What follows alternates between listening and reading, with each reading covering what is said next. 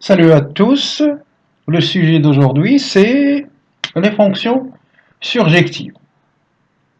Pour parler d'une fonction surjective, j'ai tout d'abord besoin d'une fonction f, oui, fonction f de E vers f. F est dit surjective, f est surjective,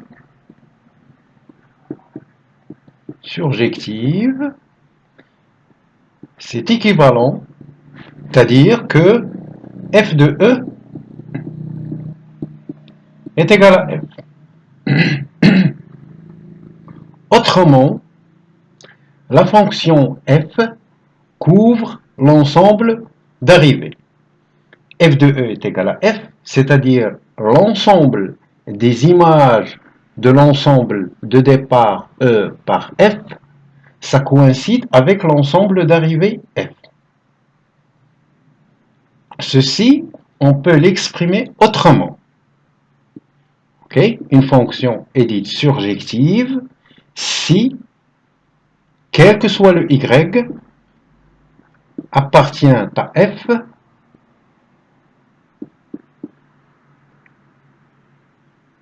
l'équation f plus x est égale à y. L'inconnu ici, c'est x. Hein? Qu'est-ce que ça veut dire, ça? Ça veut dire, pour chaque élément d'arrivée, il va exister au moins un antécédent. OK? Exemple de fonction surjective.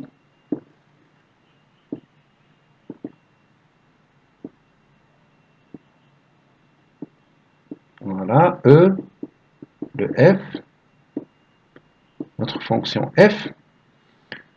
Donc ça, c'est une fonction surjective. Ça aussi, c'est une fonction surjective, car elle couvre tout le f, tous les éléments. Chaque élément, ici, a au moins un antécédent. Oui, dans E. Cette fonction, par exemple, n'est pas surjective. Cette fonction n'est pas surjective. Comme vous le voyez, cet élément n'a aucun antécédent. Pour montrer la surjectivité, en général, on utilise ça. On essaie de résoudre l'équation f de x est égale à y. Si on a bien sûr l'expression de f. Oui. Mais si on veut utiliser la première définition, cette définition, oui, f de E c'est un ensemble, donc c'est A, ça est égal à un ensemble F, supposons que c'est B. Pour montrer que un ensemble A est égal à un ensemble B, il suffit de montrer que A est inclus dans B et B est inclus dans A. OK? Pour montrer ça, A inclus dans B, cette expression est équivalente à dire que il faut montrer que quel que soit le x appartient à A, ceci ça implique que x appartient à B. Oui, et pour montrer cette expression, il faut encore montrer que quel que soit le x appartient à B, ceci ça implique que x appartient à A. Il faut respecter la logique et pour montrer l'égalité de ces deux ensembles. Oui. Et généralement, dans les fonctions réelles, on a R ici, on commence dans l'ensemble d'arrivée, c'est R, et ici une partie de R, donc une partie de R, par exemple une partie K, lorsqu'on veut montrer que f de K est égal à R, par exemple, on a déjà l'inclusion, la première inclusion, parce que une partie de l'image d'une partie de R est déjà inclue dans R. C'est-à-dire, il suffit de choisir un Y de ce R et montrer que qu'il existe un antécédent.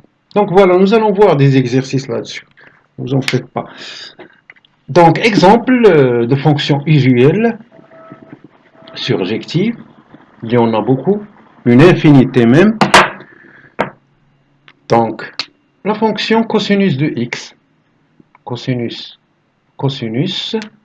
pardon, de l'intervalle 0 pi demi à valeur dans l'intervalle 0,1 x. On associe le cosinus de x.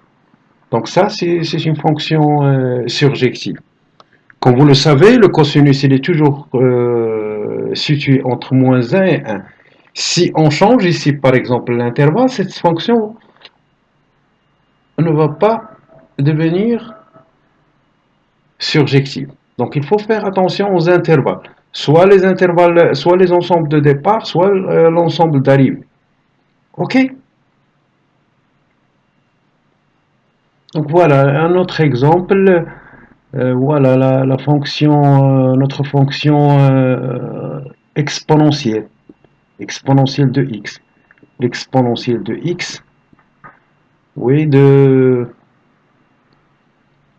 r à valeur dans 0, 0 plus l'infini. L'exponentielle de r, c'est exactement 0 plus l'infini. Vous voyez? Même pour sa fonction, attention, si on change ici, si on ajoute par exemple le 0, cette fonction ne va pas devenir surjective. Exemple, la fonction réciproque de cette fonction, par exemple, supposons donc y est égal à x. Pour tracer la fonction réciproque, on fait comme ça, c'est le logarithme nipérien de x, logarithme nipérien de x. Elle aussi, c'est une fonction, logarithme nipérien de x de l'intervalle 0 plus l'infini, à valeur dans R. Vous voyez, la fonction logarithme, elle couvre même le R, hein? Logarithme de x. Comme j'ai dit, c'est une fonction qui croît très vite, l'exponentielle. Logarithme, elle a le même sens de monotonie de croissance, je vais dire, mais elle croît lentement.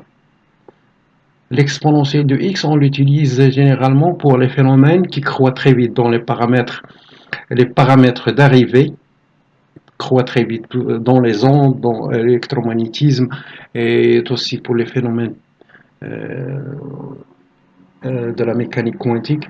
Donc il y a l'utilisation de cette fonction est vraiment spectaculaire. OK?